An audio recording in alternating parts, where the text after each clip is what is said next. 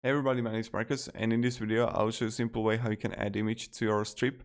There are actually a few ways how you can do it. So the first way, like what you're looking for, you can I don't know, I'm going to copy this image here of the woman. I can simply take it and attach it to strip. So this is the first way. Or you're looking for like change strip background, and you can simply choose like I don't know, background like here, right? And it's going to be the full width. Like, I don't know, this thing here, or just even the nature here. The mango is better. So what I would do is you can also, like, when you're going to change strip background, you can click settings here and you can change opacity, right? You can also change the color behind image, and you can choose like also which part of the picture you're gonna see, right? So this is how you can do it, and this is how you can simply add image to your strip.